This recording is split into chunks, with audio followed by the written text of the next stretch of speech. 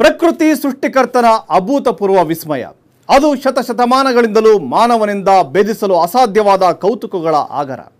ಬಗೆದಷ್ಟು ಮುಗಿಯದ, ಅರ್ಥೈಸಿಕೊಳ್ಳಲು ಯತ್ನಿಸಿದಷ್ಟು ರಹಸ್ಯಮಯ ಎನಿಸುವ ಈ ನಿಸರ್ಗದಲ್ಲಿ ನಿಜಕ್ಕೂ ಅಗೋಚರ ಶಕ್ತಿಗಳು ನೆಲೆಸಿವೆಯಾ? ಈ ಪ್ರಶ್ನೆಗೆ ಉತ್ತರ ಕಂಡುಕೊಳ್ಳುವ ವಿಶೇಷ ಕಾರ್ಯಕ್ರಮವೇ ಇದು ಸಾಧ್ಯ.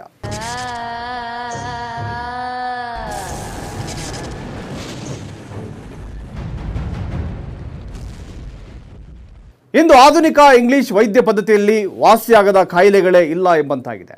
ಆದರೂ ಕೂಡ ಕೆಲವೊಂದು ಕಾಯಿಲೆಗಳನ್ನು ಸಂಪೂರ್ಣವಾಗಿ ವಾಸಿ ಮಾಡುವಲ್ಲಿ ಇದು ವಿಫಲವಾಗಿದೆ. ಆದರೆ ಇದಕ್ಕೆ ಸವಾಲೆಸೆಯುವಂತೆ ಈ ಆಧುನಿಕ ಔಷಧಿಯಲ್ಲಿ ಸಂಪೂರ್ಣವಾಗಿ ಬೇಗನೆ ವಾಸಿ ಮಾಡಲಾಗದ ಕಾಯಿಲೆಯನ್ನು ಮಲೆನಾಡಿನ ಆಯುರ್ವೇದ ಔಷಧಿಯೊಂದು ವಾಸಿ ಮಾಡುತ್ತಿದೆ ಎಂದರೆ ಅಚ್ಚರಿಯಾಗದೇ ಇರದು. ಹಾಗಾದರೆ ಆ ಕಾಯಿಲೆ ಯಾವುದು? ಆ ಔಷಧಿ ಯಾವುದು? ನೋಡೋಣ ಬನ್ನಿ.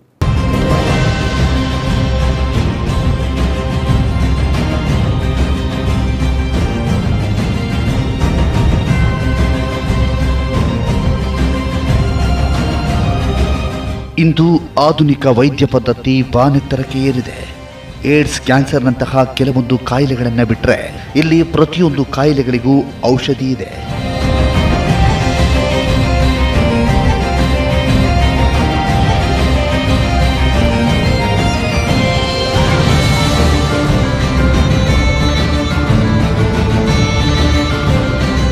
ಆಧುನಿಕ ವೈದ್ಯ ಪದ್ಧತಿಯಲ್ಲಿ ಬಗೆಹರಿಯದ ಸಮಸ್ಯೆಗಳೇ ಇಲ್ಲ ಎಂಬಂತಾಗಿದೆ. ಸಂದರ್ಭ ಹೀಗಿರುವಾಗಲೂ ಕೂಡ ಕೆಲವೊಂದು ಕಾಯಿಲೆಗಳನ್ನು ಸಂಪೂರ್ಣವಾಗಿ ವಾಸಿ ಮಾಡುವಲ್ಲಿ ವಿಫಲವಾಗಿದೆ. ಅಂಥ ಕಾಯಿಲೆಗಳಲ್ಲಿ ಒಂದು ಈ ಹಳದಿ ಕಾಮಾಲೆ.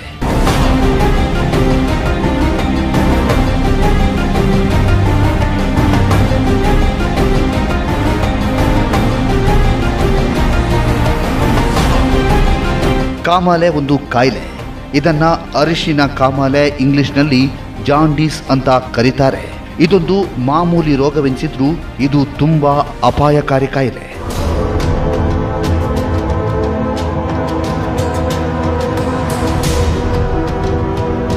ಇಂತಹ ಅಪಾಯಕಾರಿ ಜಾಂಡೀಸ್ ದೇಹದಲ್ಲಿ ರಕ್ತ ಕಣಗಳು ಕಡಿಮೆಯಾದಾಗ ಉಂಟಾಗುತ್ತೆ. ಇದು ಬಂದರೆ ಉಗುರುಗಳು, ಕಣ್ಣುಗಳು ಹಳದಿ ಬಣ್ಣಕ್ಕೆ ತಿರುಗುತ್ತವೆ, ಮೂತ್ರ ಹಳದಿ ಹೋಗುತ್ತೆ, ಹೆಚ್ಚು ಸುಸ್ತಾಗುತ್ತೆ, ಬಾಯಲ್ಲಿ ನೀರು ಬಂದಂತಾಗಿ ವಾಂತಿಯಾಗತ್ತೆ, ಸಂಧಿವಾತ ಉಂಟಾಗುತ್ತೆ, ಹೊಟ್ಟೆಯ ಕೆಳಭಾಗ ನೋಯುತ್ತೆ, ಜೀರ್ಣಕ್ರಿಯೆ ಸರಿಯಾಗಿ ಆಗುವುದಿಲ್ಲ, ದೇಹದ ಉಷ್ಣತೆ ಹೆಚ್ಚುತ್ತೆ, ತುರಿಕೆ ಉಂಟಾಗುತ್ತೆ. ಹೀಗೆ ಹಲವಾರು ಲಕ್ಷಣಗಳು ಕಂಡುಬರುತ್ತವೆ. ಈ ಕಾಯಿಲೆಗಳನ್ನು ಪ್ರಾರಂಭದಲ್ಲಿಯೇ ಗುರುತಿಸಿದರೆ ಗುಣಪಡಿಸೋದು ಸುಲಭ. ಇಲ್ಲವಾದರೆ ಪ್ರಾಣಕ್ಕೆ ಅಪಾಯ ಉಂಟಾಗುವ ಸಾಧ್ಯತೆ ಇರುತ್ತೆ.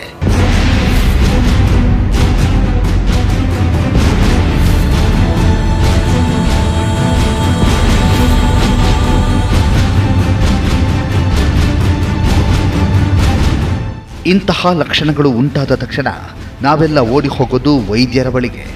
ಇಂತಹ ಕಾಯಿಲೆಯನ್ನು ಅಷ್ಟು ಬೇಗನೆ ಗುರುತಿಸುವುದು ವೈದ್ಯರಿಗೂ ಕೂಡ ಕಷ್ಟ. ಒಂದು ವೇಳೆ ಗುರುತಿಸಿದರೂ ಈ ಕಾಯಿಲೆಗೆ ಇಂಗ್ಲಿಷ್ ಮೆಡಿಸಿನ್ನಲ್ಲಿ ತುಂಬ ಪರಿಣಾಮಕಾರಿ ಔಷಧಿ ಇಲ್ಲ. ಈ ಕಾಯಿಲೆಯನ್ನು ವಾಸಿ ಮಾಡಿಕೊಳ್ಳಲು ಹಲವಾರು ದಿನ ಆಸ್ಪತ್ರೆಯಲ್ಲಿಯೇ ಇದ್ದು ಲಕ್ಷಾಂತರ ರೂಪಾಯಿ ಖರ್ಚು ಮಾಡಬೇಕಾಗತ್ತೆ, ತುಂಬ ಪ್ರಯಾಸ ಪಡಬೇಕಾಗುತ್ತೆ. ಆದರೂ ಈ ಕಾಯಿಲೆಯನ್ನು ಸಂಪೂರ್ಣವಾಗಿ ವಾಸಿ ಮಾಡಿಕೊಳ್ಳುವುದು ಕಷ್ಟ ಸಾಧ್ಯ.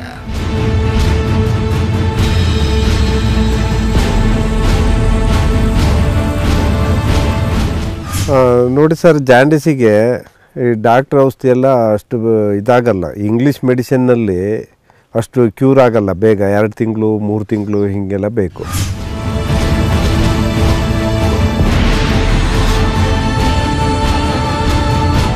ಸಂದರ್ಭ ಹೀಗಿರುವಾಗ ಇದಕ್ಕೆ ಸವಾಲೆಸೆಯುವಂತೆ ಮಲೆನಾಡಿನಲ್ಲಿರುವ ಆಯುರ್ವೇದ ಔಷಧಿಯೊಂದು ಇಂಗ್ಲಿಷ್ ಔಷಧಿಯಲ್ಲಿ ತಿಂಗಳುಗಟ್ಟಲೆ ವಾಸಿಯಾಗದ ಈ ಕಾಮಾಲೆಯನ್ನು ಕೇವಲ 8 ದಿನದಲ್ಲಿ ಕಡಿಮೆ ಮಾಡ್ತಾ ಇದೆ.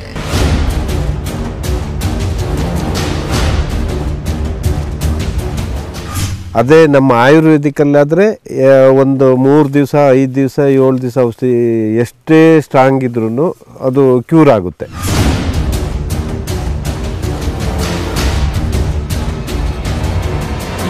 ಜಾಂಡೀಸ್ಗೆ ತುತ್ತಾಗಿ ಹಲವಾರು ಆಸ್ಪತ್ರೆಗಳನ್ನು ಸುತ್ತಿ ಲಕ್ಷಾಂತರ ಹಣವನ್ನು ವೆಚ್ಚ ಮಾಡಿ ಎಲ್ಲಿಯೂ ಸಂಪೂರ್ಣ ವಾಸಿಯಾಗದೆ ಬೇಸತ್ತ ರೋಗಿಗಳು ಕೊನೆಗೆ ಮುಖ ಮಾಡುವುದು ಪುರಾತನ ಇತಿಹಾಸವಿರುವ ಮಲೆನಾಡಿನ ಈ ಸಂಜೀವಿನಿ ಸ್ಥಳದತ್ತ.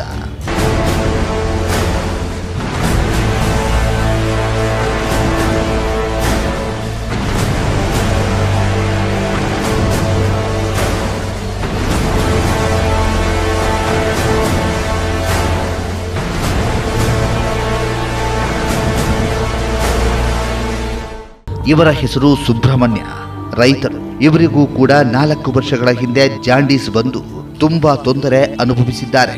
ಚೆನ್ನಾಗಿ ಓಡಾಡಿಕೊಂಡು ಬೇಸಾಯ ಮಾಡಿಕೊಂಡಿದ್ದ ಇವರಿಗೆ ಈಗ 4 ವರ್ಷಗಳ ಹಿಂದೆ ಇದ್ದಕ್ಕಿದ್ದಂತೆ ಸುಸ್ತಾಗಿ ಆಗಾಗ ವಾಂತಿಯಾಗಲು ಶುರುವಾಯಿತಂತೆ. ಜೊತೆಗೆ ಕಣ್ಣು ಮತ್ತು ಉಗುರುಗಳು ಹಳದಿ ವರ್ಣ ತಾಳಿತವಂತೆ.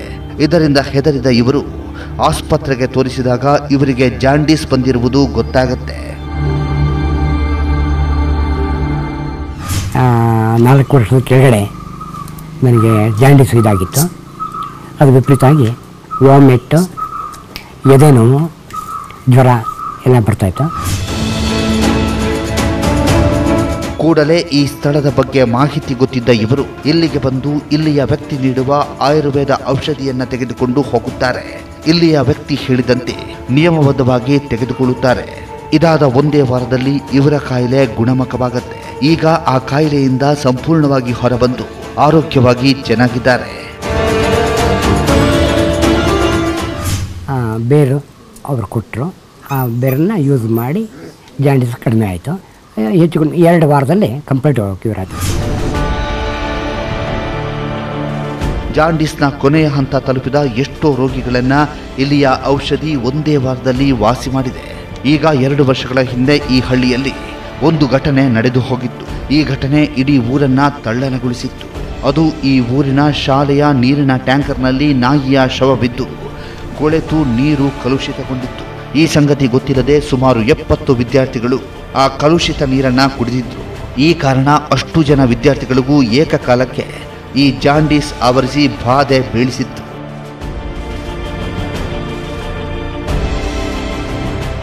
ನಮ್ಮ ಇದರಲ್ಲಿ ಚಿಕ್ಕ ಮಕ್ಕಳಿಗೆ ಜಾಸ್ತಿ ಬಂದಿತ್ತು. ಶಾಲೆಯಲ್ಲಿ ಒಂದು ಕಡೆಯಿಂದ ಅಂಟುರೋಗ ಬಂದಂಗೆ ಬಂದ್ಬಿಟ್ಟಿದ್ದಾರೆ. ನೀರಲ್ಲೇ ಬಂದಿರೋದು.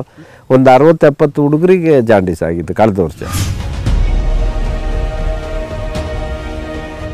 ಗಾಬರಿಗೊಂಡ ಆ ವಿದ್ಯಾರ್ಥಿಗಳ ಪಾಲಕರು ಆ ಮಕ್ಕಳನ್ನ ಹಲವಾರು ಆಸ್ಪತ್ರೆಗಳಿಗೆ ಸುತ್ತಿಸಿ ಲಕ್ಷಾಂತರ ರೂಪಾಯಿಗಳನ್ನ ವೆಚ್ಚ ಮಾಡಿದ್ರು. ಆದರೆ ಎಲ್ಲಿಯೂ ಆ ಕಾಯಿಲೆ ವಾಸಿಯಾಗದೆ ತುಂಬಾ ತೊಂದರೆ ಅನುಭವಿಸಿದ್ರು. ಮಕ್ಕಳು ನೋವು ಪಡುವುದನ್ನ ನೋಡಿ ಇಡೀ ಊರಿಗೆ ಊರೇ ಮರುಕ ಪಡುವಂತಾಗುತ್ತೆ. ಫಸ್ಟಿಗೆ ಸ್ವಲ್ಪ 4 ದಿವಸ ಜ್ವರ ಬಂತು.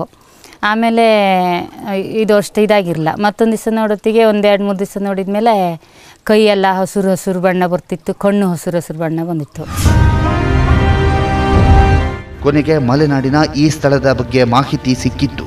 ಕೂಡಲೇ ಎಚ್ಚೆತ್ತ ಆ ಮಕ್ಕಳ ಪಾಲಕರು ಕೂಡಲೇ ಅಷ್ಟು ಜನ ವಿದ್ಯಾರ್ಥಿಗಳನ್ನ ಈ ಸ್ಥಳಕ್ಕೆ ಕರೆದುಕೊಂಡು ಬಂದು ಇಲ್ಲಿಯ ಆಯುರ್ವೇದ ಸಂಜೀವಿನಿ ಔಷಧಿಯನ್ನ ಕುಡಿಸುತ್ತಾರೆ. ಇದಾದ ಒಂದೇ ವಾರದಲ್ಲಿ ಅಷ್ಟು ವಿದ್ಯಾರ್ಥಿಗಳು ಜಾಂಡೀಸ್ನಿಂದ ಮುಕ್ತವಾಗುತ್ತಾರೆ. ಎಲ್ಲ ಮಕ್ಕಳಲ್ಲೂ ಹೊಸ ಚೈತನ್ಯ ಮೂಡುತ್ತೆ. 90% ಕೊಟ್ಟಿದ್ದೇನೆ, ಕ್ಯೂರ್ ಆಗಿದೆ. ಇವರಷ್ಟೇ ಅಲ್ಲ, ಇಂತಹ ಸಾವಿರಾರು ಜನರು ಈ ಸ್ಥಳದಲ್ಲಿ ತಮ್ಮ ಕಾಯಿಲೆಯಿಂದ ಮುಕ್ತಿ ಕಂಡುಕೊಂಡಿದ್ದಾರೆ.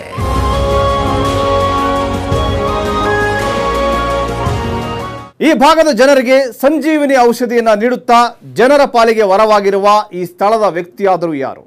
ಇವರ ಹಿನ್ನೆಲೆ ಏನು? ನೋಡೋಣ ಒಂದು ಸಣ್ಣ ಬ್ರೇಕ್ನ ನಂತರ.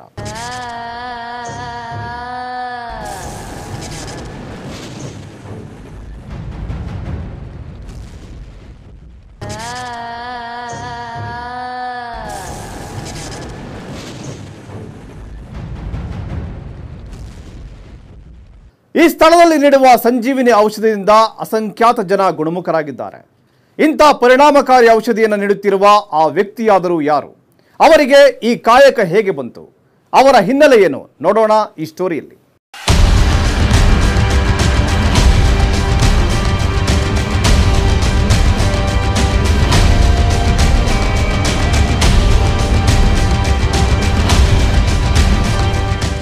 ಹಲವಾರು ಕಾರಣಗಳಿಂದ ಈ ಜಾಂಡೀಸ್ಗೆ ಸಿಲುಕಿ ಹಲವು ಆಸ್ಪತ್ರೆಗಳ ಕದ ತಟ್ಟಿ ಎಲ್ಲಿಯೂ ಗುಣ ಕಾಣದೆ ಕೊನೆಗೆ ಈ ಸ್ಥಳಕ್ಕೆ ಬರುತ್ತಾರೆ ರೋಗಿಗಳು. ಇಲ್ಲಿ ಅವರ ಕಾಯಿಲೆ ಸಂಪೂರ್ಣವಾಗಿ ಗುಣ ಕಾಣುತ್ತೆ ಎಂಬ ನಂಬಿಕೆ ಇಲ್ಲಿಗೆ ಬರುವ ಪ್ರತಿಯೊಬ್ಬ ರೋಗಿಗೂ ಬಲವಾಗಿದೆ. ಅದರಂತೆ ಈ ಕಾಯಿಲೆಯ ಕೊನೆ ಹಂತ ತಲುಪಿ ಆಸ್ಪತ್ರೆಯಲ್ಲಿ ಕೈಬಿಟ್ಟ ಎಷ್ಟೋ ರೋಗಿಗಳು ಇಲ್ಲಿ ವಾಸಿಯಾಗಿ ಹೋಗಿದ್ದಾರೆ. ಡಾಕ್ಟ್ರ್ ಹತ್ರ ಕರ್ಕೊಂಡು ಹೋದ್ವಿ. ಅಲ್ಲಿ ಹೇಳಿ ಬ್ಲಡ್ ಚೆಕಪ್ ಮಾಡಿಸಿ ಅಂತ. ಬ್ಲಡ್ ಚೆಕಪ್ ಮಾಡಿದಾಗ ಜಾಂಡಿಸ್ ಇದೆ ಅಂದರು. ಗುಣ ಆದಂಗೆ ಕಾಣಲಿಲ್ಲ, ಮತ್ತು ಅರ್ಶಿನ ಆಗ್ತಾ ಬಂತು ಕಣ್ಣು. ಇವರು ಔಷಧಿ ಕೊಡಲಿ, ಅವ್ರ ಹತ್ರ ತರ್ಸೋಣ ಅಂತೇಳಿ ಮತ್ತೆ ಅವ್ರ ಹತ್ರ ಹೋಗಿದ್ವಿ. ಅಲ್ಲಿ ಹೋದಾಗ ಅವರು ಬೇರು ಕೊಟ್ಟರು. ಬೆಳಿಗ್ಗೆ ಹೋಗಿ ಅವ್ರು ತಂದಿದ್ದಂತೆ ಬೇರು ಕೊಟ್ಟರು. ಅದರಲ್ಲಿ 3 ದಿನ ಕೊಟ್ವಿ. 3 ದಿನದಲ್ಲಿ ಅವಳಿಗೆ ಕಂಪ್ಲೀಟ್ ಕಮ್ಮಿ ಆಯಿತು.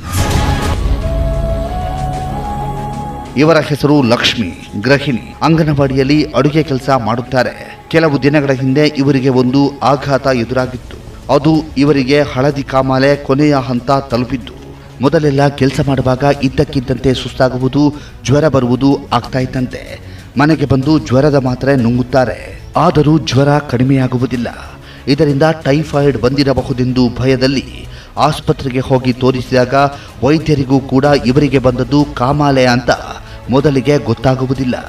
ಅವರು ಟೈಫಾಯ್ಡ್ ಎಂದು ಜ್ವರಕ್ಕೆ ಔಷಧಿಯನ್ನ ಕೊಡುತ್ತಾರೆ. ಮನೆಗೆ ಬಂದ ಇವರು ಅವರು ಕೊಟ್ಟ ಔಷಧಿಯನ್ನ ಸೇವಿಸಿದಾಗ ಕೂಡಲೇ ವಾಂತಿಯಾಗುತ್ತೆ. ಇದರಿಂದ ಹೆದರಿದ ಇವರು ಮತ್ತೆ ಹೋಗಿ ಆಸ್ಪತ್ರೆಯಲ್ಲಿ ಪರೀಕ್ಷೆ ಮಾಡಿದಾಗ ಅದು ಜಾಂಡೀಸ್ ಬಂದಿದ್ದು, ಅದು ಕೊನೆಯ ಹಂತ ತಲುಪಿರುವ ವಿಷಯ ಗೊತ್ತಾಗುತ್ತೆ.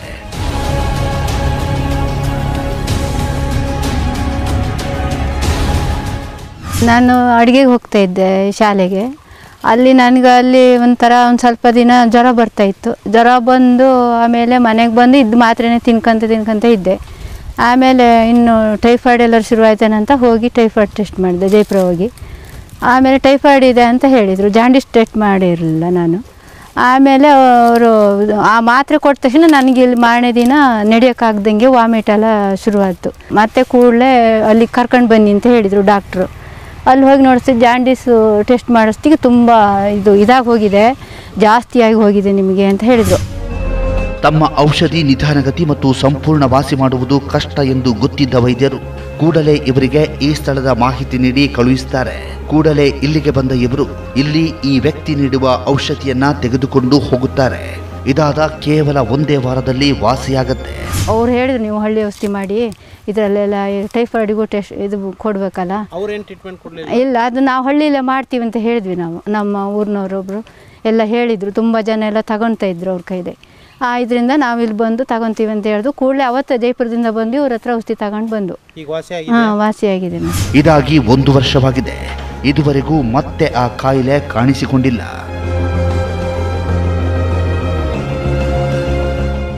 ನಾವು ಹೋಗಿ ತಗೊಂಡು ಬಂದ್ವಿ. ಪಾಪ ಅವರು ಏನೋ ಬೇರೆ ಕೆಲಸ ಇದ್ದರೂ ಕೂಡ ಒಂದು ಊರು ಮನೆಯವರು ಅಂತ ಹೇಳ್ಕೊಂಡು ಇದು ಮಾಡಿ ಕೊಟ್ಟಿದ್ದಾರೆ ಅವರು. ವಾಸಿಯಾಗಿದೆ.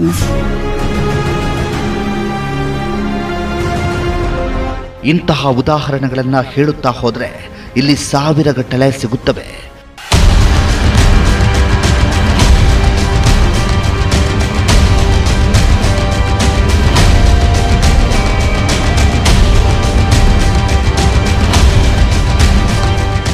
ಇವರು ಸಂತೋಷ್, ಒಂದು ಖಾಸಗಿ ಸಂಸ್ಥೆಯ ಉದ್ಯೋಗಿಗಳು.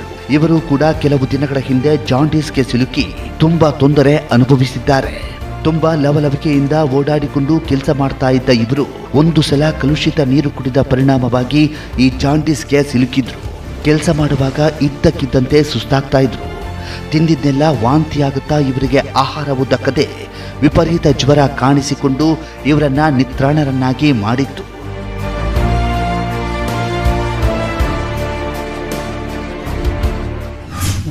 ಸುಸ್ತಾಗ್ತಿತ್ತು, ಊಟ ಸೇರ್ತಿಲ್ಲ, ಫುಲ್ ವೀಕ್ ಆಗಿಬಿಟ್ಟಿದೆ. ಮತ್ತು ಅರ್ಶಿನ ಮೂತ್ರ ಹೋಗ್ತಿತ್ತು, ತಲೆನೋವು ಬರೋದು, ಜ್ವರ ಬರೋದು, ಕೈಕಾಲು ಬತ್ತು ಬರೋ, ಕೆಲಸ ಮಾಡೋಕ್ಕಾಗ್ತಿರ್ಲಿಲ್ಲ. ಹಲವಾರು ಆಸ್ಪತ್ರೆಗಳನ್ನು ಸುತ್ತಿದ್ರು ಎಲ್ಲಿಯೂ ಕೂಡ ವಾಸಿ ಕಾಣದೆ ತುಂಬ ಚಿಂತೆಗೀಡಾಗ್ತಾರೆ. ಕೊನೆಗೆ ಪರಿಚಯಸ್ಥರೊಬ್ಬರಿಂದ ಇವರಿಗೆ ಈ ಸ್ಥಳದ ಮಾಹಿತಿ ಸಿಗುತ್ತೆ. ಆ ಮಾಹಿತಿಯಂತೆ ಇಲ್ಲಿಗೆ ಬಂದು ಇಲ್ಲಿ ಈ ವ್ಯಕ್ತಿ ನೀಡುವ ಔಷಧಿಯನ್ನು ತೆಗೆದುಕೊಂಡು ಹೋಗುತ್ತಾರೆ. ಇದಾದ 1 ವಾರದಲ್ಲಿ ಇವರ ಜಾಂಡೀಸ್ ಕಾಯಿಲೆ ಸಂಪೂರ್ಣವಾಗಿ ಗುಣವಾಗಿತ್ತು. ಸುಮಾರು ಕಡೆ ಆಸ್ಪತ್ರೆ ಎಲ್ಲ ಸುತ್ತ ಬಂದೆ, ಎಲ್ಲಿ ಗುಣನೇ ಆಗಿಲ್ಲ. ಅಲ್ಲಿ ಇಲ್ಲಿ ಭಾರಿ ದುಡ್ಡು ಹಾಕಿದೆ. ಒಂದು 6-7 ಸಾವಿರ ರೂಪಾಯಿ ಮೇಲೆ ಹೋಗಿದೆ, ಖರ್ಚಾಗಿದೆ. ಆಮೇಲೆ ಯಾರೋ ಒಬ್ರು ಹೇಳಿದ್ರು ಇಂಥಲ್ಲಿ ಕೊಡ್ತಾರೆ ಯೂರಾಡ್ರು ಅಂತೇಳಿ. ಅವ್ರು ನೋಡ್ಕೊಂಬಂದೆ. ಮತ್ತು ಅವರು ಒಳ್ಳೆ ಚೆನ್ನಾಗಿ ಕೊಟ್ಟರು, ಹಳ್ಳಿ ಔಷಧಿ ಚೆನ್ನಾಗಿ ಕೊಟ್ಟರು. ಒಂದು 3-4 ದಿನದ ಔಷಧಿ ಕೊಟ್ಟಿದ್ರು. ಇದು ಚೆನ್ನಾಗಿದೆ, ಗುಣ ಇದೆ. ಮತ್ತು ಈಗ ಯಾವ ತೊಂದರೆಯೂ ಇಲ್ಲದೆ ಆರೋಗ್ಯವಾಗಿ ಚೆನ್ನಾಗಿದ್ದಾರೆ. ಇಂತಹ ಉದಾಹರಣೆಗಳನ್ನ ಹುಡುಕುತ್ತಾ ಹೋದರೆ ಇಲ್ಲಿ ಸಾಕಷ್ಟು ಸಿಗುತ್ತವೆ.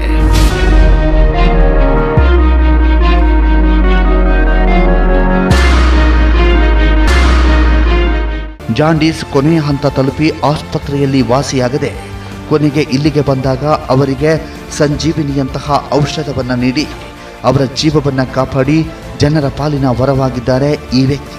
ಇವರ ಹಿನ್ನೆಲೆಯನ್ನು ತಿಳಿಯೋದು ಕೂಡ ಅಷ್ಟೇ ಮುಖ್ಯವಾಗಿದೆ.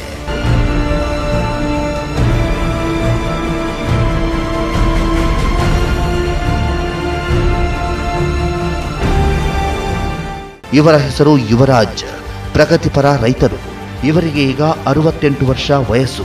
ಮಲೆನಾಡಿನ ತೊಪ್ಪಲಲ್ಲಿದೆ ಇವರ ತೋಟ. ಆಧುನಿಕ ತಂತ್ರಜ್ಞಾನದಿಂದ ಕಾಫಿ, ಅಡಿಕೆ ಮತ್ತು ಮೆಣಸನ್ನ ಬೆಳೀತಾರೆ.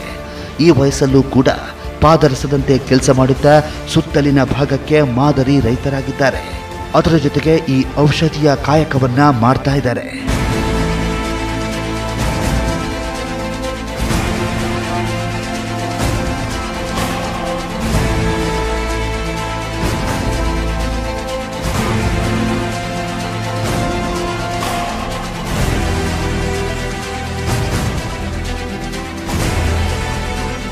ಇವರು ಔಷಧಿ ಕೊಡುವ ಈ ಸೇವೆಗೆ ಸುಮಾರು 60 ವರ್ಷಗಳ ಇತಿಹಾಸವಿದೆ. ಮೊದಲು ಇವರ ತಾಯಿ ಔಷಧಿಯನ್ನ ನೀಡ್ತಾ ಇದ್ರು. ಅವರು ಸುಮಾರು 40 ವರ್ಷಗಳ ಕಾಲ ಔಷಧಿಯನ್ನ ನೀಡಿದ್ರು. ಅವರಿಗೆ ವಯಸ್ಸಾದ ನಂತರ ಅವರ ಈ ಸೇವೆಯನ್ನ ತಮ್ಮ ಮಗ ಮುಂದುವರಿಸಿಕೊಂಡು ಹೋಗಬೇಕೆನ್ನುವುದು ಅವರ ಮಹದಾಸೆಯಾಗಿತ್ತು. ತಾಯಿಯಿಂದ ಈ ವನಸ್ಪತಿಯ ಮಹತ್ವ ತಿಳಿದುಕೊಂಡು ಈ ಔಷಧಿ ನೀಡುವ ಬಗೆಯನ್ನ ತಿಳಿತಾರೆ. ಅಂದಿನಿಂದ ಈ ಸೇವೆಯನ್ನ ಮುಂದುವರಿಸಿಕೊಂಡು ಹೋಗ್ತಾ ಇದ್ದಾರೆ. ಅವರು ತುಂಬ ವರ್ಷ ಕೊಟ್ಟಿದ್ದಾರೆ. ಒಂದು 30-40 ವರ್ಷ ಅವ್ರು ಕೊಟ್ಟಿರ್ಬೋದು. ಈಗ ಇತ್ತೀಚೆಗೆ ಒಂದು 20-25 ವರ್ಷದಿಂದ ನಾನು ಕೊಡ್ತಾ ಇದ್ದೇನೆ.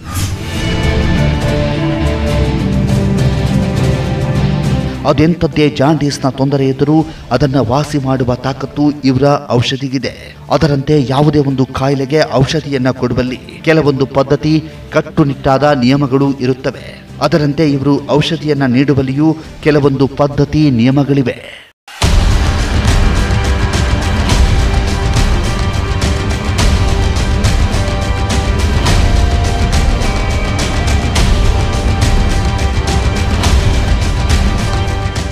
ಈ ಯುವರಾಜರವರು ಔಷಧಿ ನೀಡುವಲ್ಲಿ ಒಂದು ಪದ್ಧತಿ ಇದೆ.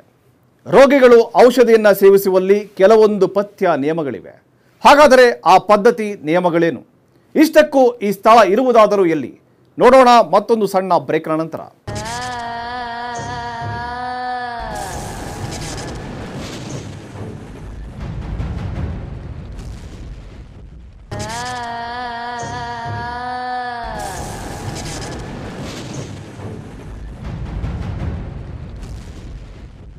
ಇವರು ಔಷಧಿಯನ್ನು ನೀಡುವಲ್ಲಿ ಒಂದು ಪದ್ಧತಿ ಇದೆ. ಕಾಮಾಲೆ ಪೀಡಿತರಾಗಿ ಈ ಸ್ಥಳಕ್ಕೆ ಬರುವ ರೋಗಿಗಳನ್ನು ಮೊದಲಿಗೆ ಪರೀಕ್ಷೆ ಮಾಡುತ್ತಾರೆ. ಅವರಿಗೆ ಕಾಮಾಲೆ ಇದೆ ಅಂತ ಖಾತರಿಯಾದ ಮೇಲೆ ಇವರು ನಿಯಮಬದ್ಧವಾಗಿ ಔಷಧಿಯನ್ನು ನೀಡುತ್ತಾರೆ.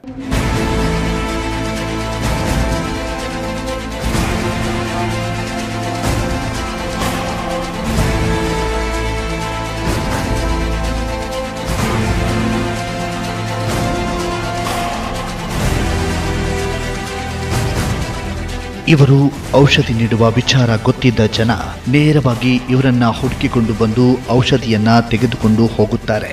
ಇದರ ಜೊತೆಗೆ ಸುಮಾರು ಜನ ಸ್ಥಳೀಯ ವೈದ್ಯರುಗಳು ತಮ್ಮ ಔಷಧಿ ಮಂದಗತಿ, ನೀವು ಆಯುರ್ವೇದ ಔಷಧಿಯನ್ನ ತೆಗೆದುಕೊಳ್ಳಿ ಎಂದು ಇವರ ಹತ್ತಿರ ಕಳುಹಿಸುತ್ತಾರೆ. ಅದರಂತೆ ಇಲ್ಲಿಗೆ ಬಂದು ರೋಗಿಗಳು ಇವರ ಔಷಧಿಯನ್ನ ತೆಗೆದುಕೊಂಡು ಹೋಗಿ ವಾಸಿಯಾಗ್ತಾ ಇದ್ದಾರೆ. ಎಂತೆಂಥ ಸಹಾಯಕ್ಕಾದಂಥ ಪೇಷಂಟ್ಗಳನ್ನ ಬದುಕಿ ಕಳಿಸಿದಾರಂತೆ. ಯಾವ ಎಫೆಕ್ಟ್ ಇಲ್ಲ, ಒಂಥರ ಬೇರು ಕೊಡ್ತಾರೆ, ವಾಸಿ ಆಗುತ್ತೆ. ಇವರು ಔಷಧಿಯನ್ನ ತಯಾರು ಮಾಡಿಕೊಳ್ಳುವಲ್ಲಿ ಒಂದು ಪದ್ಧತಿ ಇದೆ. ಈ ಔಷಧಿ ಒಂದು ಗಿಡದ ಬೇರಾಗಿರುತ್ತೆ. ಇದೊಂದು ಬೇರು, ಇದು ಅದನ್ನು ಬೇರು ತಂದು ಗುದ್ದಿ ಪುಡಿ ಮಾಡಿ ಅರ್ಧ ತೆಂಗಿನಕಾಯಿ ಭಾಗ ಹೆರಿದಾಕಿ ಗಂಜಿಗೆ ಇಡಬೇಕು. ಎಷ್ಟು ಊಟ ಮಾಡ್ತೀರೋ ಅಷ್ಟು ಅಕ್ಕಿ ಹಾಕಿ ಗಂಜಿಗೆ ಇಡಬೇಕು. ಈ ತೆಂಗಿನಕಾಯಿ ಹಾಲು ತೆಗೆದು ಈ ಗಂಜಿಗೆ ಹಾಕಿ ಊಟ ಮಾಡಬೇಕು. ತಮ್ಮ ಬಿಡುವಿನ ವೇಳೆಯಲ್ಲಿ ಕಾಡಿಗೆ ಹೋಗುವ ಇವರು ಅಲ್ಲಿ ಸಿಗುವ ವನಸ್ಪತಿ ಗಿಡದ ಬೇರನ್ನ ನಿಯಮಬದ್ಧವಾಗಿ ಕಿತ್ತು ಮನೆಗೆ ತರುತ್ತಾರೆ.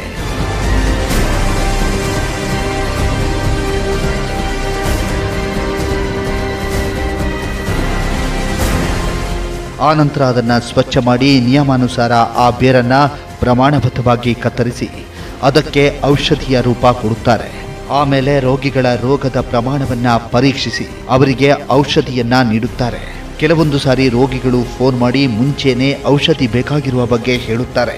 ಕೂಡಲೇ ಇವರು ಕಾಡಿಗೆ ಹೋಗಿ ತಾಜಾ ಬೇರನ್ನ ತಂದು ರೋಗಿಗಳಿಗೆ ಕೊಟ್ಟ ಉದಾಹರಣೆಯೂ ಇದೆ. ನಮಗೆ ಹೇಳ್ತಾರೆ ಹಿಂಗೆ ಜಾಂಡೀಸ್ ಔಷಧಿ ಕೊಡಬೇಕು ಬೇಕು ಅಂತ ಹೇಳ್ತಾರೆ. ಜಾಂಡೀಸ್ ಆಗಿದೆ, ಡಾಕ್ಟ್ರು ಟೆಸ್ಟ್ ಮಾಡಿ ಹೇಳಿದ್ದಾರೆ ಅಂತ ಅವ್ರ ಹತ್ರ ಟೆಸ್ಟ್ ಮಾಡ್ತಾರೆ. ಡಾಕ್ಟ್ರ್ ಹತ್ರ ಹೋಗಿ ಯೂರಿನ್ ಟೆಸ್ಟ್ ಮಾಡಿಸಿ ಜಾಂಡೀಸ್ ಅಂತ ಕನ್ಫರ್ಮ್ ಆದಮೇಲೆ ನಮ್ಮ ಹತ್ರ ಬರ್ತಾರೆ. ಪ್ರತಿಯೊಂದು ಆಯುರ್ವೇದ ಔಷಧಿಯನ್ನ ತೆಗೆದುಕೊಳ್ಳುವಲ್ಲಿ ಕೆಲವೊಂದು ಪದ್ಧತಿಗಳು, ಕೆಲವೊಂದು ಪಥ್ಯ ನಿಯಮಗಳು ಇರುತ್ತವೆ. ಆ ನಿಯಮಗಳಂತೆ ಈ ಔಷಧಿಯನ್ನ ತೆಗೆದುಕೊಂಡ್ರೆ ಮಾತ್ರ ಈ ಆಯುರ್ವೇದ ಔಷಧಿ ಫಲಕಾರಿ, ಇಲ್ಲವಾದರೆ ಫಲಕಾರಿಯಾಗದು. ಜೊತೆಗೆ ಈ ಔಷಧಿಯಿಂದ ಯಾವುದೇ ಅಡ್ಡ ಪರಿಣಾಮಗಳು ಇರುವುದಿಲ್ಲ. ಅದರಂತೆ ಈ ಔಷಧಿ ಬೇರನ್ನ ತೆಗೆದುಕೊಳ್ಳುವಲ್ಲಿ ಕೆಲವೊಂದು ಕಟ್ಟುನಿಟ್ಟಾದ ಪಥ್ಯ ನಿಯಮ ಪಾಲಿಸಬೇಕಾಗಿರುವುದು ಮುಖ್ಯವಾಗಿರುತ್ತೆ. ಮತ್ತು ನಾವು ಇದಕ್ಕೆ ಕೆಲವು ಪಥ್ಯ ಹೇಳ್ತೇವೆ. ಪಥ್ಯ ಮಾಡಬೇಕು. ಬಾರ್ಲಿ ತಂದು ಬಾರ್ಲಿ ನೀರು ಕುಡಿಬೇಕು, ನೀರು ಹಾಲು ಕುಡಿಬೇಕು, ಗಟ್ಟಿ ಹಾಲೆಲ್ಲ ಕುಡಿಬಾರ್ದು. ಮತ್ತು ಎಣ್ಣೆ ಪದಾರ್ಥ ಯಾವುದು ಮುಟ್ಟಬಾರ್ದು, ಡ್ರಿಂಕ್ಸ್ ಮಾಡಬಾರ್ದು, ಕಾಫಿ ಟೀ ಹೆಚ್ಚಿಗೆ ಏನು ಕುಡಿಬಾರ್ದು. ಅದೆಲ್ಲ ನಮ್ಮದು ಪಥ್ಯ ಹೇಳ್ತೀವಿ ಅವ್ರಿಗೆ ಬಂದವರಿಗೆ. 3 ದಿವಸ ಅಥವಾ 5 ದಿವಸ ನಾವು ಇದು ಮಾಡ್ತೀವಿ. ಜಾಂಡೀಸ್ ರೋಗಿಗಳು ಈ ಔಷಧಿಯ ಬೇರನ್ನ ಕೆಲವೊಂದು ಆಹಾರದಲ್ಲಿ ಸೇರಿಸಿ ಕುಟ್ಟಿ ಪುಡಿ ಮಾಡಿ ಸೇವಿಸಬೇಕಾಗಿರುವುದು ಮುಖ್ಯವಾಗಿರುತ್ತೆ. ಅದನ್ನು ತಯಾರಿಸುವುದಕ್ಕೆ ಒಂದು ನಿಯಮವಿದೆ. ನಾವು ಮಾಡಲ್ಲ, ಅವ್ರಿಗೆ ಕೊಡ್ತೀವಿ. ಅವ್ರು ಗುದ್ದಿ ಪುಡಿ ಮಾಡಿ ಬಿಳಿ ಬಟ್ಟೆಲಿ ಗಂಟು ಕಟ್ಟಿ ಬೇಯಲಿಕ್ಕೆ ಹಾಕ್ತಾರೆ. ಅದನ್ನು ಬೇಯಿಂದಾದ್ಮೇಲೆ ಅರ್ಧ ತೆಂಗಿನಕಾಯಿ ಭಾಗ ಹೆರೆದು ಅದ್ರದ್ದು ಹಾಲು ತೆಗೆದು ಹೊಟ್ಟು ಹಾಕಬಾರ್ದು. ಹಾಲು ತೆಗೆದು ಗಂಜಿಗೆ ಹಾಕಿ ಬೆಳಗಿನ ಹೊತ್ತು ಅದನ್ನೇ ತಗೊಳ್ಬೇಕು, ಬೇರೆ ಏನು ತಗೊಳ್ಬಾರ್ದು. ಇವರು ಹೇಳಿದ ಪಥ್ಯ ನಿಯಮದಂತೆ ಔಷಧಿ ಸೇವಿಸಿದಲ್ಲಿ ಕೊನೆಯ ಹಂತ ತಲುಪಿದ್ದ ರೋಗಿಗಳು ಕೂಡ ರೋಗದಿಂದ ಮುಕ್ತರಾಗುವುದು ಖಂಡಿತ.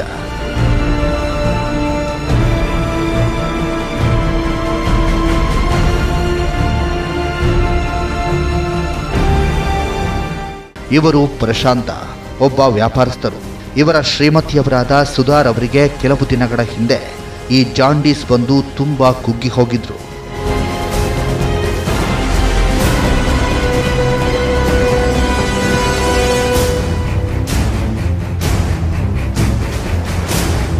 ಮೊದಲೆಲ್ಲ ತುಂಬಾ ಆರೋಗ್ಯವಾಗಿದ್ದ ಇವರು ಒಂದು ಸಲ ಕಲುಷಿತ ನೀರು ಕುಡಿದ ಪರಿಣಾಮವಾಗಿ ಇವರ ಆರೋಗ್ಯದಲ್ಲಿ ಇದ್ದಕ್ಕಿದ್ದಂತೆ ತುಂಬಾ ತೊಂದರೆ ಉಂಟಾಗುತ್ತೆ. ಊಟ ಸೇರದೆ ತಿಂದಿದ್ದೆಲ್ಲ ವಾಂತಿಯಾಗಿ ನಡೆದಾಡಲು ಶಕ್ತಿ ಇಲ್ಲದೆ ನಿತ್ರಾಣರನ್ನಾಗಿ ಮಾಡಿಬಿಟ್ಟಿರುತ್ತೆ. ಈ ಹಿಂದೆ ನಮಗೆ ಒಂದು ಕಳೆದ ವರ್ಷ ನೀರಿಂದು ಪ್ರಾಬ್ಲಮ್ ಆಗಿಬಿಟ್ಟು ಇವರಿಗೆ ಜಾಂಡೀಸ್ ಬಂದಿತ್ತು. ಜಾಂಡೀಸ್ ಅಂದರೆ ಫಸ್ಟ್ ಸ್ಟಾರ್ಟಿಂಗ್ ಏನು ಅಂತಲೇ ಗೊತ್ತಾಗಿರಲಿಲ್ಲ. ವಾಮಿಟ್ ಆಗ್ತಿತ್ತು, ಏನು ತಿಂದರೂ ಹೊಟ್ಟೆಲ್ ನಿಲ್ತಾ ಇರಲಿಲ್ಲ. ಈ ಥರ ವಾಮಿಟ್ ಆಗಿತ್ತು. ಲೋಕಲ್ ಡಾಕ್ಟ್ರ್ ಹತ್ರ ತೋರಿಸಿದ್ವಿ. ಏನೋ ಅಜೀರ್ಣಕ್ಕಿರ್ಬೋದು ಅಂತ ಸ್ಟಾರ್ಟಿಂಗು ತಿಳಿದು ಯೂರಿನ್ ಇನ್ಫೆಕ್ಷನ್ ಅಂತ ಟ್ರೀಟ್ಮೆಂಟ್ ಮಾಡಿದರು. ಫಸ್ಟಿಗೆ ಅಲ್ಲೇ ಸಿಕ್ಕಾಬಿಟ್ಟೆ ಆಗಿಬಿಟ್ಟು ಎಲ್ಲ ಇದಕ್ಕೆ ಯೂರಿನ್ ಇನ್ಫೆಕ್ಷನ್ ಅಂತ ಬ್ಲಡ್ ಚೆಕಪ್ ಮಾಡಿದ್ರು, ಎಲ್ಲ ಮಾಡಿದ್ರು, ಏನೂ ಗೊತ್ತಾಗ್ತಿರ್ಲಿಲ್ಲ. ಗಾಬರಿಗೊಂಡ ಇವರು ಸುಮಾರು ಆಸ್ಪತ್ರೆಗಳನ್ನು ಸುತ್ತುತ್ತಾರೆ. ಆದರೆ ಎಲ್ಲಿಯೂ ಕೂಡ ಇವರ ಕಾಯಿಲೆ ಗುಣ ಕಾಣೋದಿಲ್ಲ. ಇದರಿಂದ ಮನೆಯವರೆಲ್ಲ ತುಂಬ ಚಿಂತೆಗೀಡಾಗ್ತಾರೆ. 1 ವಾರ ಅಡ್ಮಿಟ್ ಮಾಡಿದ್ವಿ. ಆಮೇಲೆ ಡಿಸ್ಚಾರ್ಜ್ ಮಾಡಿ ಮನೆಗೆ ಕರ್ಕೊಂಬಂದ್ವಿ. ಸ್ವಲ್ಪ ಏನೋ ಕಮ್ಮಿ ಆಯಿತು ಅಂತ ಮತ್ತೆ ಪ್ರಾಬ್ಲಮ್ ಅದೇ ಥರ ಸ್ಟಾರ್ಟ್ ಆಯಿತು. ಮತ್ತೆ ಮೇಳಿಗೆಗೆ ಕರ್ಕೊಂಡು ಹೋದ್ವಿ. ಅಲ್ಲಿಯೂ ಕೂಡ ಒಂದು ಬ್ಲಡ್ ರಿಪೋರ್ಟ್ ಎಲ್ಲ ನೋಡಿದಾಗ ಜಾಂಡೀಸ್ ಅಂತ ಗೊತ್ತಾಯಿತು. ಅದೇ ಸಮಯಕ್ಕೆ ಪರಿಚಯಸ್ಥರೊಬ್ಬರು ಇವರಿಗೆ ಈ ಸ್ಥಳದ ಮಾಹಿತಿ ನೀಡ್ತಾರೆ. ಅವರ ಮಾಹಿತಿಯಂತೆ ಇಲ್ಲಿಗೆ ಬಂದ ಇವರು ಇಲ್ಲಿ ನೀಡುವ ಔಷಧಿಯನ್ನು ತೆಗೆದುಕೊಂಡು ಹೋಗಿ ಪಥ್ಯ ನಿಯಮದಂತೆ ಸೇವಿಸುತ್ತಾರೆ. ಇದಾದ ಕೇವಲ 1 ವಾರದಲ್ಲಿ ಇವರ ಕಾಯಿಲೆ ದೂರಾಗಿ ಆರೋಗ್ಯ ಸುಧಾರಿಸಿತ್ತು. ಇಲ್ಲೇ ಕೊಡ್ತಾರೆ ಜಾಂಡೀಸಿಗೆ ಔಷಧಿ ಅಂಥೇಳಿ ನಮ್ಮ ಯುವರಾಜರು ಇಲ್ಲೇ ಪಕ್ಕದ ನಮ್ಮ ಹಳ್ಳಿಲೇ ಇರೋರು, ಅವ್ರದ್ದು ಗೊತ್ತಾಯಿತು. ಅವ್ರ ಹತ್ರ ಮೆಡಿಸಿನಿಗೆ ಅಂತ ಹೋದ್ವಿ. ಅವರು ಅದೊಂದು ಬೇರು ಕೊಟ್ಬಿಟ್ರು, ನಾಟಿ ಬೇರು ಅಂತ. ಅದರಲ್ಲಿ ಒಂದು 2 ದಿನದಲ್ಲೇ ಫುಲ್ಲು ಕ್ಯೂರ್ ಆಗೋ ಅಂಶಗಳು ಕಂಡು ಮತ್ತು ಅದನ್ನೇ ಕಂಟಿನ್ಯೂ ಮಾಡಿದು. ಮತ್ತು 15 ದಿವಸ ಬಿಟ್ಟು ಕಮ್ಮಿ ಆಗಿಲ್ಲ ಅಂದರೆ ಅಥವಾ ಆಗದೇ ಇದ್ದರೂ ತಗೊಳ್ಬೇಕು ಅಂತ ಹೇಳಿದರು. ಅದೇ ಥರ ಮಾಡಿದ್ರು. ಅದು ಈಗ ಫುಲ್ಲು ಕ್ಯೂರ್ ಆಗಿತ್ತು. ಆಸ್ಪತ್ರೆಯಲ್ಲಿ ವಾಸಿಯಾಗದೆ ಸಾವಿನ ಕದ ತಟ್ಟಿ ಕೊನೆಗೆ ಇಲ್ಲಿ ಬಂದ ಪ್ರತಿಯೊಂದು ಜಾಂಡೀಸ್ ರೋಗಿಯ ರೋಗವನ್ನು ಸಂಪೂರ್ಣವಾಗಿ ವಾಸಿ ಮಾಡ್ತಾ ಇರುವ ಈ ಯುವರಾಜರವರ ಸ್ಥಳವಿರುವುದು ಚಿಕ್ಕಮಗಳೂರು ಜಿಲ್ಲೆಯ ಕೊಪ್ಪ ತಾಲೂಕಿನ ಬಿಳಾಲಕೊಪ್ಪದಲ್ಲಿ ತಮ್ಮ ಔಷಧಿಯಿಂದ ವಾಸಿಯಾದ ರೋಗಿಗಳಿಂದ ಯಾವುದೇ ಪ್ರತಿಫಲವನ್ನ ಬಯಸದೆ ನಿಸ್ವಾರ್ಥದಿಂದ ಈ ಸೇವೆಯನ್ನ ಮಾಡಿಕೊಂಡು ಹೋಗ್ತಾ ಇದ್ದಾರೆ ಇವರು. ಒಂದು ಸರ್ವಿಸ್, ಸೋಷಿಯಲ್ ಸರ್ವಿಸ್ ಇದ್ದಾಗೆ ನಮ್ಮ ಹಿಂದಿನಿಂದ ಮಾಡ್ತಿದ್ರು, ಹಂಗಾಗಿ ನಾನು ಅದನ್ನು ಮುಂದುವರಿಸ್ಕೊಂಡು ಹೋಗ್ತಾ ಇದ್ದೀನಿ. ಇವರ ತಾಯಿ ಸರಸಮ್ಮರಿಂದ ಕಲಿತ ಈ ಕಾಯಕವನ್ನ ತಮ್ಮ ಮುಂದಿನ ಪೀಳಿಗೆಗೆ ಹೇಳಿಕೊಡಬೇಕೆನ್ನುವ ಇಚ್ಛೆ ಇದೆ. ಆದರೆ ಈ ಔಷಧಿಯನ್ನು ನೀಡುವಲ್ಲಿ ಕೈಗುಣ ಬೇಕು ಎನ್ನುತ್ತಾರೆ. ಇದೇ ಹಂಗಲ್ಲ, ನಮ್ಮಲ್ಲೇ ಯಾರಿಗಾರು ಹೇಳ್ಕೊಡ್ಬೇಕು ಅಂತ, ಅದು ಕೈಗುಣ ಬೇಕು. ಸುಮ್ಮನೆ ಹೇಳ್ಕೊಟ್ರು ಬರಲ್ಲ. ಈಗ ನಾವು ಕೊಡೋ ಔಷಧಿ ಕೆಲವ್ರಿಗೆ ಬೇರೆ ಗೊತ್ತು, ಅದು ಗೊತ್ತಿದ್ರು ಅವ್ರು ಕೊಟ್ಟರೆ ಅದು ಅಷ್ಟು ಬೇಗ ಕ್ಯೂರ್ ಆಗಲ್ಲ. ಅದಕ್ಕೆ ಕೈಗುಣ ಅಂತ ಒಂದಿರುತ್ತೆ ಅವರಿಗೆ, ಅದು ಬೇಕು. ಇವರ ಈ ನಿಸ್ವಾರ್ಥ ಸೇವೆಯನ್ನ ಗಮನಿಸಿದ ಸ್ಥಳೀಯರು ಇವರ ಈ ಕಾರ್ಯವನ್ನ ಪ್ರಶಂಸಿಸಿದ್ದಾರೆ. ಈ ಗಿಡಮೂಲಿಕೆ ಔಷಧಿಗಳ ಬಗ್ಗೆ ವಿಶೇಷವಾದ ಅರಿವಿದೆ, ಅದರಲ್ಲಿ ಸುಮಾರು ಜ್ಞಾನ ಸಹಿತ ಇದೆ. ಆ ರೀತಿ ಔಷಧಿಯನ್ನು ಕೊಟ್ಟು ಇಲ್ಲಿ ಸುತ್ತಮುತ್ತಲಿನ ಜನಕ್ಕೆ ತುಂಬಾ ಉಪಕಾರಿಯಾಗಿದ್ದಾರೆ. ಇವರ ಪರಿಣಾಮಕಾರಿ ಔಷಧಿಯ ಬಗ್ಗೆ ಗೊತ್ತಾದ ತಕ್ಷಣ ನಾವು ಈ ಮಲೆನಾಡಿನ ಸ್ಥಳವನ್ನ ಹುಡುಕುತ್ತಾ ಹೋಗಿದ್ದೆವು.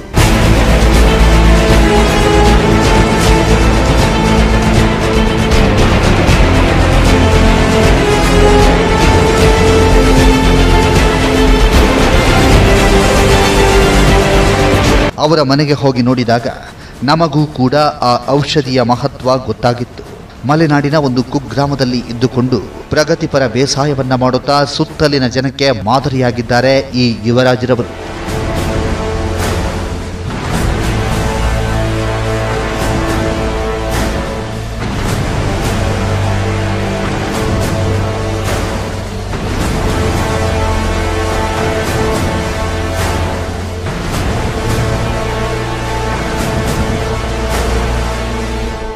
ಇಂದು ಇವರ ಈ ಔಷಧಿಯಿಂದ ವಾಸಿಯಾಗದ ಜಾಂಡೀಸ್ ರೋಗಿಗಳಿಲ್ಲ. ಇವರ ಈ ನಿಸ್ವಾರ್ಥ ಸೇವೆ ಹೀಗೆ ಮುಂದುವರಿಯಲಿ. ಇನ್ನಷ್ಟು ರೋಗಿಗಳು ಇವರ ಔಷಧಿಯ ಮಹತ್ವ ಪಡೆದುಕೊಳ್ಳಲಿ ಎಂದು ಆಶಿಸೋಣ.